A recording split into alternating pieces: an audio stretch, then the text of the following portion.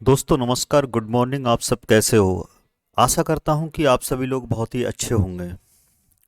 दोस्तों, रोज़ की तरह मैं आज आपके लिए बहुत ही बेहतरीन क्लास लेकर के आया हूं। आपके लिए पता है कि आगामी मंथ में बोर्ड परीक्षा चालू होने जा रही हैं। तो मेरी ये कोशिश है कि आपके लिए रोज़ कोई ना कोई एक ऐसा इम्पोर्टेंट टॉपिक लेकर के आऊं जिससे आपके एग्ज़ाम में आपके लिए मदद मिल सके। तो उसी क्रम में आज मैंने एक टॉपिक सिलेक्ट किया है जिसका आप आज अध्ययन करेंगे। दोस्तों, कुछ टॉपिक ऐसे होते हैं कि हम क्लास में पढ़ लेते हैं लेकिन हमारे समझ में नहीं आते। उसका कुछ ना कुछ कारण होता है। आज हम ऐसे ही एक टॉपिक के लिए लेकर के आए हैं जो प्रायः क्लास में या तो सही से बताए नहीं जाते या बच्चे उसने समझने का प्रयास नहीं करते। आज ऐसा ही एक बहुत ही इम्पोर्टेंट टॉपिक है जिस पे हम बात करेंगे। एक डायग्राम कई बार एग्जाम में पूछा गया है, स्ट्रक्चर ऑफ ओबम, यानी कि जो मादा युग्मक होता है उसका चित्र और उसके प्रकार। बच्चे क्या करते हैं कि किताब में कठिन कठिन डायग्राम और थ्योरी को देख करके डर जाते हैं। तो सबसे पहले हमें क्या करना चाहिए, हमारे मन के अंदर जो निगेटिव एनर्जी है, जिसे हम क्या करते हैं पढ़ने से पहले ही डर जाते हैं कि ये हमसे नहीं हो सकता, तो उस चीज़ से हमें बिल्कुल बाहर आना चाहिए। पहले हम क्या करेंगे कि हम ये देखेंगे कि क्या है। बिल्कुल आप इस बात के लिए भूल जाइए कि आपके लिए कुछ नहीं आता। आप ये सोचिए कि आपके लिए सब कुछ आता है।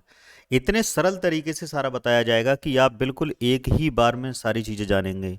तो आइए हम अपने टॉपिक के लिए शुरू करते हैं, लेकिन उससे पहले हम आपसे कहना चाहते हैं कि आप हमारे चैनल के लिए सब्सक्राइब कर दीजिए। ठीक है दोस्तों, हम अपने पहले टॉपिक की ओर चलते हैं कि सबसे पहले हम देखेंगे स्ट्रक्चर ऑफ ओबम, यानी कि इसका स्ट्रक्चर कैसा होता है। दोस्तों, आपकी स्क्रीन पर आपके लिए चित्र दिखाई दे रहा होगा। ये क्या है? ओबम का चित्र है। किसका चित्र है? ये ओबम का चित्र है। आप देखिए,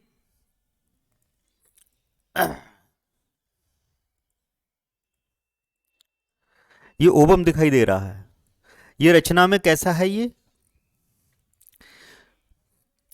ओबम इज राउंड, यानी कि ये कैसा होता है? राउंड होता है। आपके लिए चित्र में दिख रहा होगा, ये गोलाकार है।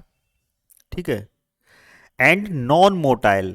अब इस टॉपिक पे, अब इस लाइन में आपके लिए केवल दो बातें याद करनी है और जो बिल्कुल भी कठिन नहीं है। आपके लिए चित्र में दिख रहा है कि ये कैसा होता है? गोल होता है। ठीक है। और नॉन मोटाइल होता है, यानी कि ये गति नहीं करता। ये आपके लिए समझ में आया होगा।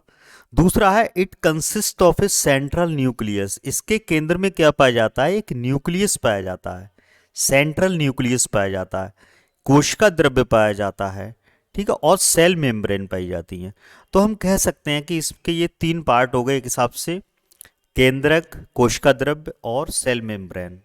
ये आपने कोशिका वाले चैप्टर में भी पढ़ा होगा कि कोशिका के कौन कौन से भाग होते हैं। सेल मेम्ब्रेन होती है, साइटोप्लाज्म होता है और न्यूक्लियस होता है। तो इसमें भी कुछ नया नहीं है। अगला है कि nucleus consist of genetic material, यानी कि न्यूक्लियस में क्या होता है? जेनेटिक मटेरियल होता है। सब लोग जानते हैं कि न्यूक्लियस के अंदर क्या होता है? डीएनए होता है, जो क्या करता है? आनुवंशिक लक्षणों के लिए अगली पीढ़ी में पहुंचाता है। विच बंस फर्टिलाइज्ड बाय द स्पर्म, यानी कि जो स्पर्म के द्वारा क्या किया जाता है? इसके लिए फर्टिलाइज किया जाता है। ठीक है। Helps to determine the characteristic of the offspring. इसके द्वारा क्या होता है? जो अगली पीढ़ी में जाने वाले लक्षण होते हैं उनका क्या होता है? निर्धारण होता है कि अगली पीढ़ी में कौन से लक्षण जाएंगे। तो इस काम के लिए कौन करता है? न्यूक्लियस करता है। न्यूक्लियस के अंदर जो डीएनए होता है, जेनेटिक मटेरियल होता है, वो आनुवंशिक सूचनाओं के लिए अगली पीढ़ी में पहुंचा देता है। तो अभी कोई इसके अंदर का कुछ नहीं बताया गया, केवल आपके लिए ये बताया गया। अभी ये तो बात तो कोशिका से रिलेटेड थी। पहला हमने ये देख लिया कि ये कैसा होता है? नॉन मोटाइल होता है और गोलाकार होता है। अगला है, cytoplasm surrounding the nucleus is called the yolk, यानी कि साइटोप्लाज्म को घेरे हुए एक रचना होती है जिसे हम क्या बोलते हैं? यॉक कहते हैं। ये काफी, आपने जब मुर्गी का अंडा देखा होगा उसके अंदर एक पीला पीला सा एक पदार्थ होता है जिसके लिए हम क्या बोलते हैं? यॉक बोलते हैं। Which consist of nutrient. इसमें क्या होते हैं? न्यूट्रिएंट पाए जाते हैं। जो एग के अंदर जो शेल होती है उसके लिए पोषण प्रदान करने के लिए क्या होता है? ये यॉक पाया जाता है। अगला है कि peripheral layer of the ooplasm is known as the cortex, यानी कि इसके चारों ओर जो लेयर होती है उसके लिए हम क्या कहते हैं, कॉर्टेक्स कहते हैं। इस पर कुछ बिलाई जैसी संरचनाएं पाई जाती हैं, ठीक है। अगला है कि unfertilised eggs, unfertilised eggs in birds reptiles also consist of outer transparent albumin surroundings, यानी कि जो अनफर्टिलाइज्ड एग होते हैं बर्ड्स के, उनके चारों ओर क्या होता है, एल्ब्यूमिन की एक परत पाई जाती है। In telolecithal and mesolecithal sex the upper back pigments, ये अभी आपके लिए पता नहीं है कि टीलियोलेसिथल और मीजोलेसिथल एग क्या होते हैं, ये एग के प्रकार होते हैं, तो हम ये बाद में देखेंगे। पहले हम इस चित्र के लिए क्या करते हैं, देख लेते हैं।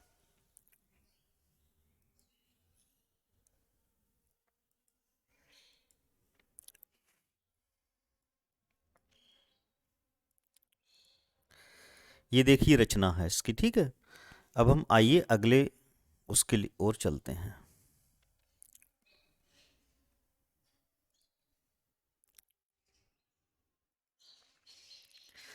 देखिए अब इसकी संरचना के बारे में बताया गया है।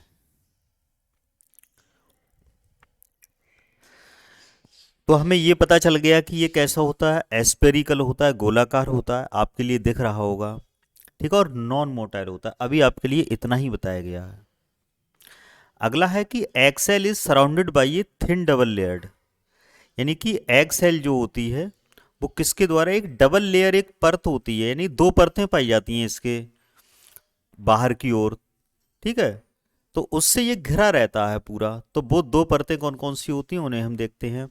The inner layer is called vitelline, यानी कि जो अंदर वाली परत होती है उसके लिए हम क्या कहते हैं, बिटेलैन मेम्ब्रेन कहते हैं। अब आप चित्र में देखिए बिटेलैन मेम्ब्रेन कौन सी, देखिए ये वाली क्या है, बिटेलैन मेम्ब्रेन है, ये वाली, ये क्या है, बिटेलैन मेम्ब्रेन है, ये वाली दिख रही होगी आपके लिए। ये अंदर वाली परत क्या होती है, बिटेलैन मेम्ब्रेन। अब एक बात हमें पता चल गई, इसके लिए हम याद रखेंगे, पहली परत कौन सी होगी, बिटेलैन मेम्ब्रेन्स। और इसके बाहर वाली परत होती है, इसके लिए हम क्या बोलते हैं, जोना पेलुसिडा कहते हैं। इसके लिए क्या कहते हैं, जोना पेलुसिडा। देखिए जोना पेलुसिडा कहाँ है चित्र में, ये देखिए क्या है, जोना पेलुसिडा है ये वाली, ये जोना पेलुसिडा है, बाहर की ओर है, अंदर की ओर बिटेलैन मेम्ब्रेन, बाहर की ओर।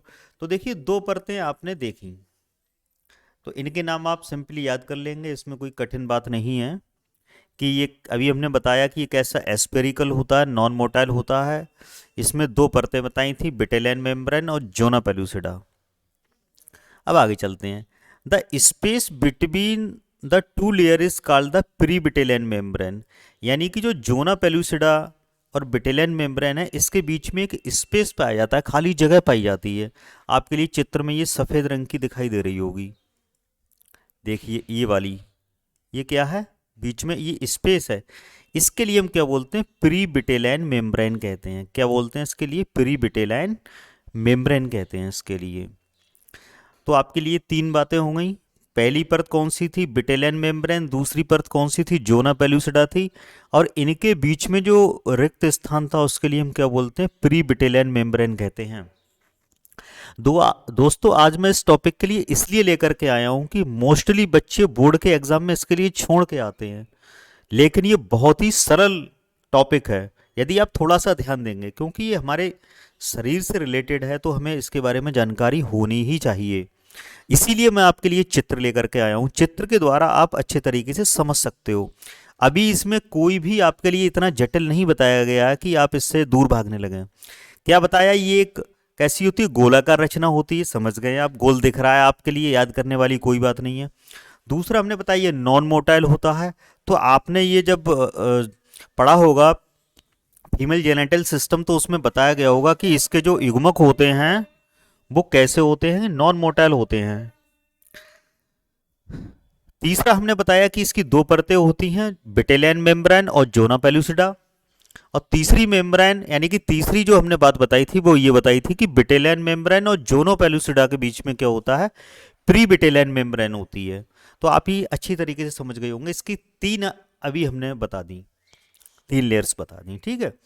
अब आगे चलते हैं कि eggs of the birds and reptiles are also covered externally by a hard calcareous sales.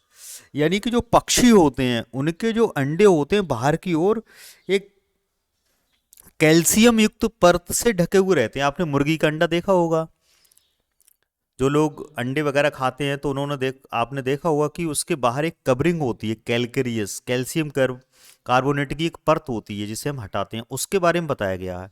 लेकिन ये परत ह्यूमन में नहीं पाई जाती, मैमल्स में नहीं पाई जाती। किस में पाई जाती है? ये पक्षियों में पाई जाती है और रेप्टाइल्स में पाई जाती है। ठीक है, रेप्टाइल्स कौन होते हैं? जो शरीर सिर्फ जंतु होते हैं, सांप है, मगरमच्छ है, ये सारे जंतु किस छिपकली है, ये रेप्टाइल्स होते हैं। तो बर्ड्स और रेप्टाइल्स में इसके चारों ओर एक क्या होता है? कैल्शियम कार्बोनेट की एक परत होती है, शेल होता है जो अंडे की सुरक्षा करता है। ठीक है, आगे चलते हैं कि on the basis of the amount of distribution of egg yolk eggs are various type. यानी कि इसके अंदर जो यॉक पाया जाता है, यानी कि जो न्यूट्रिशन युक्त पदार्थ पाया जाता है, उसके आधार पर हम एग के लिए 4 भागों में डिवाइड कर सकते हैं। अभी हम इसके प्रकार पढ़ेंगे। तो ये बहुत ही सरल टॉपिक आपके लिए मैंने लेके आया, तो आपके समझ में आया होगा। अब देखो एक बार मैं फिर रिवाइज कराता हूँ। ये कैसी रचना होती है? गोलाकार होती है, ठीक है, एस्पेरिकल होती है। दूसरा हमने बताया ये कैसा होता है? नॉन मोटाइल होता है, ये गति नहीं करता, ये भी समझ में आया होगा। फिर हमने 2 लेयर बताई थी। एक लेयर कौन सी बताई थी? बेटेलियन मेम्ब्रेन, जो अंदर की ओर होती है। बाहर की ओर कौन सी होती है? जोना पेलुसिडा होती है। बेटेलियन मेम्ब्रेन और जोना पेलुसिडा के बीच में क्या पाया जाता है? प्री बेटेलियन मेम्ब्रेन पाई जाती है। ठीक है, और पक्षियों के और शरीर सिर्पों के अंडे, यानी कि बर्ड्स और रेप्टाइल्स के जो अंडे होते हैं उनके चारों तरफ क्या होती है? कैलकेरियस सेल पाया जाता है, यानी कि एक सतह पाई जाती है कैल्शियम कार्बोनेट की। इतना बताया था बस। एग्जाम से आप लोग फालतू में डरते हैं। अब हम आगे बात करते हैं कि इसके अंदर जो यॉक सैक होता है उसके आधार पर इन्हें हम 4 भागों में बांट सकते हैं। यानी कि इन एग्स को हम कह सकते हैं कि on the basis of the yolk sac eggs are 4 types. आइए हम आगे चलते हैं, दिखाते हैं। आज हम बिल्कुल आपके लिए ऐसा क्लास लेकर के आए हैं जिसमें आपके लिए पूरा सब कुछ दिखाई भी देगा। देखिए, पहला है एल-एसीथल एग। कौन सा है?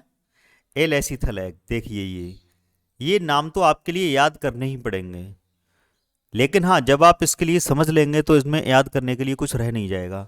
तो पहला कौन सा? एल-एसीथल एग। तो एल-एसीथल एग क्या होते हैं? अब देखो हमने बताया था कि यॉक सैक के आधार पर हम इनका डिवीजन कर रहे हैं। तो जिन एग्स में यॉक बहुत कम होता है, तो ऐसे एग्स के लिए हम बोलते हैं एल-एसीथल एग। देखिए आइए पढ़ते हैं हम इसके लिए। The ovum consist of almost no yolk, यानी कि बहुत कम या ना के बराबर इसमें यॉक होता है, बहुत कम यॉक होता है, तो इन्हें हम क्या बोलते हैं? Alecithal egg. Animals like human beings, marsupials and eutherian animals produce such eggs. यानी कि इस प्रकार के एग्स किस में पाए जाते हैं? ह्यूमन बीइंग्स में होते हैं, मार्सुपियल्स यानी कि कंगारू वगैरह में होते हैं, और यूरिथेरिया के जो जंतु होते हैं उनमें पाए जाते हैं। तो आइए इसका चित्र देख लेते हैं। ये क्या है? देखिए एल-एसीथल एग है। इसमें जो ये डॉटेड डॉटेड आपके लिए दिख रहे हैं, ये क्या है? यॉक है। तो देखिए कि इसमें यॉक की मात्रा सबसे कम है। तो समझिए कि जिसमें यॉक की मात्रा कम है वो एल-एसीथल एग है। तो इससे कई क्वेश्चन बने कि बताइए ह्यूमन बीइंग में कौन से टाइप के एग पाए जाते हैं। तो आप बता सकते हैं कि ह्यूमन का एग जो होता है कैसा होता है? एल-एसीथल होता है। अब देखिए मैं आपके लिए एक बात और बताता हूं जो इससे अलग है कि ह्यूमन का एग एल-एसीथल क्यों होता है। क्योंकि जो ह्यूमन में जो भ्रूण का जो डेवलपमेंट है वो अंदर ही होता है शरीर में। तो न्यूट्रिशन क्या होता है? माँ के शरीर से मिलता है, तो यॉक का कोई ज़्यादा रोल नहीं होता। ठीक है, इसलिए यॉक बहुत कम होता है, ना के बराबर होता है। ठीक है, जबकि जो बर्ड्स होती हैं इनमें मतलब भ्रूण का डेवलपमेंट कहाँ होता है? शरीर से बाहर होता है। तो जो भी ऊर्जा मिलनी है उसी अंडे से मिलनी है, तो यॉक की मात्रा उसमें कैसी होगी? ज़्यादा होगी। ठीक है, दूसरा हम पढ़ते हैं कि माइक्रोलेसिथल एग। ठीक है। माइक्रोलेसिथल एग क्या होते हैं? माइक्रो मीन्स होता है बहुत कम या छोटा, सूक्ष्म। ठीक है। Such eggs consist of small amount of eggs in them. यानी कि माइक्रोलेसिथल में क्या होता है कि बहुत, यानी कि योग कैसा होता है, कम होता है। यानी कि इसमें तो नहीं होता है योग, इसमें क्या होता है, कम होता है। ये आपके लिए दिख रहा होगा। ठीक है।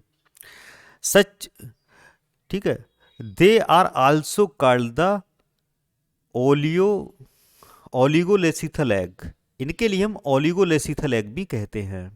ठीक है। तो दो टाइप आपने पढ़े, एलेसीथल, एलेसीथल का मतलब जिसमें यॉक ना हो, दूसरे मैक्रोलेसीथल जिसमें यॉक की मात्रा बहुत कम हो। इसके बाद में आते हैं मीजोलेसिथल एग। मीजो का मतलब होता है बीच का, यानी कि ना तो कम ना ज्यादा। तो there is moderate amount of yolk present in it. यानी कि इसमें क्या होता है, यॉक की अमाउंट कैसी होती है, मॉडरेट होती है, ना तो कम होती है और ना ही बहुत ज्यादा होती है। तो मॉडरेट होती है, तो इसे हम क्या बोलेंगे, मीजोलेसिथल एग। आइए चित्र में देखते हैं मीजोलेसिथल एग्स। देखिए ये चित्र है, ये क्या है, देखो लिखा है मीजोलेसिथल एग। तो इसमें आप देख रहे होंगे जो ब्लैक पार्ट है, कुछ मीजोलेसिथल जो मियोलेसिथल है या माइक्रोलेसिथल है, इससे क्या है, थोड़ा सा ज़्यादा डार्क है। ठीक है। तो आप देख रहे होंगे, तो इसमें क्या होता है, मॉडरेट होती है, इससे ज़्यादा होती है। ये किस में पाए जाते हैं मीजोलेसिथल एग्स? लंग फिशेस में पाए जाते हैं, फ्रॉक्स में पाए जाते हैं, टोड्स में पाए जाते हैं। अब यहाँ से क्वेश्चन बनने लगे कि बताइए कि फ्रॉग में कौन सा एग पाया जाता है? तो आप बताएंगे मीजोलेसिथल एग पाया जाता है। ठीक है, जिसमें moderate amount of yolk present होता है। अभी आपके समझ में आया होगा। अगला है मेगा। मेगा का मतलब होता है बड़ा या बहुत ज़्यादा। मेगालेसिथल एग, यानी कि जिसमें योग की मात्रा ज़्यादा होगी। या मैक्रोलेसिथल एग। देखो माइक्रो का जस्ट अपोजिट है मैक्रो। माइक्रो का मतलब होता है बहुत कम और मैक्रो का मतलब होता है बहुत ज़्यादा। तो they contain the huge amount of योग इन दैम। इनमें क्या होता है कि योग की मात्रा क्या होती है, ह्यूज होती है, बहुत ज़्यादा होती है। तो ये किस में होती है, आइए ये देखिए, ये डायग्राम देखिए आप। ठीक है, इनके लिए हम पॉलीलेसिथल एग भी कहते हैं। ठीक है। तो इसमें देखिए ये डार्क जो पार्ट है, देखो बहुत ज़्यादा है, ये दिख रहा होगा आपके लिए। तो इसका मतलब क्या है कि इसमें योग की मात्रा बहुत ज़्यादा है। ठीक है। तो ये किस में पाया जाता है, इसके लिए भी हम पढ़ेंगे। ये पाया जाता है शार्क, यानी कि जो समुद्री मछली होती है शार्क, उसमें पाया जाता है। वॉनी फिशेस, यानी कि शार्क, अगर शार्क भी मछली है, वॉनी फिशेस भी मछली, इनमें अंतर क्या है? शार्क जो मछली होती है वो कैसी होती है, कार्टिलेजिनस फिश होती है, इसमें हड्डियां नहीं पाई जाती। आपके लिए क्वेश्चन आ सकता है कि बताइए ऐसी कौन सी मछली है जिसमें हड्डी नहीं पाई जाती? तो शार्क में नहीं पाई जाती, बॉनी फिशेस में पाई जाती हैं। रेप्टाइल्स के होते हैं, ठीक है, वर्ड्स के होते हैं, इंसेक्ट के होते हैं और प्रोटोथीरियंस होते हैं। ठीक है। ऐसे मैमल्स जो अंडे देते हैं उन्हें हम क्या बोलते हैं, प्रोटोथीरियंस बोलते हैं। तो इसमें कौन से प्रकार के एग्स पाए जाते हैं? मेगालेसिथल पाए जाते हैं, यानी कि जिसमें योग की मात्रा बहुत ज़्यादा होती है। अब देखिए हम आपके लिए पूरा एक बार में रिव्यू करा देते हैं। हमने बताया था कि सबसे पहले स्ट्रक्चर बताया था हमने, तो हमने बताया था कि जो एग होता है वो कैसा होता है। हमने बताया एस्पेरिकल होता है, नॉन मोटाइल होता है। समझ गया, समझ गए होगे। फिर इसके लिए इसके चारों तरफ हमने परतें बताई थी, बिटेलैन मेम्ब्रेन बताई थी। और क्या बताया था, बिटेलैन मेम्ब्रेन के बाद में जोना पेलुसिडा बताई थी। देखो आपके लिए याद तो रखना पड़ेगा। देखिए जोना पेलुसिडा बताई थी, बिटेलैन मेम्ब्रेन बताई थी, और इनके बीच में हमने क्या बताया था, एक परत और बताई थी जिसे हमने बोला था प्री बिटेलैन मेम्ब्रेन। ठीक है, जो हमने ये डार्क किया हुआ है बीच में। फिर इसके बाद में हमने बताया था कि इसके प्रकार कितने होते हैं। हमने 4 प्रकार बता दिए आपके लिए। कौन कौन से प्रकार बताए थे? यानी कि एलेसिथल एग जिसमें यॉक ना हो, माइक्रोलेसिथल एग जिसमें यॉक की मात्रा बहुत कम हो, मीजोलेसिथल एग यानी कि जिसमें मॉडरेट अमाउंट में एग पाए जाएं, और तीसरा बताया था मेगालेसिथल एग जिसमें यॉक की मात्रा क्या हो, बहुत ज़्यादा हो। तो इस प्रकार से आपके ये सारे समझ में आए होंगे कि कितने प्रकार के होते हैं, कैसे होते हैं, ये सारी संरचनाएं समझ में आई होंगी। तो अब अगर एग्जाम में आता है तो आपके लिए बिल्कुल भी छोड़ के नहीं आना है, बिल्कुल करके आना है। ठीक है। ये काफ़ी सरल टॉपिक था, लेकिन अ, स्कूल में क्या होता है, सही तरीके से या बच्चे थोड़ा सा तैयार नहीं होते, तो उस वजह से नहीं सीख पाते हैं। लेकिन ये टॉपिक बहुत सरल था, आप लोग एग्ज़ाम में अगर इससे क्वेश्चन आता है तो निश्चित ही करके आएंगे। तो इसी के साथ मैं अपना क्लास अब समाप्त करने की ओर जा रहा हूँ। समाप्त करने से पहले आपसे एक बार फिर कहता हूँ कि आप हमारे चैनल के लिए सब्सक्राइब करिए और शेयर करिए। आपका दिन अच्छा हो। नमस्कार।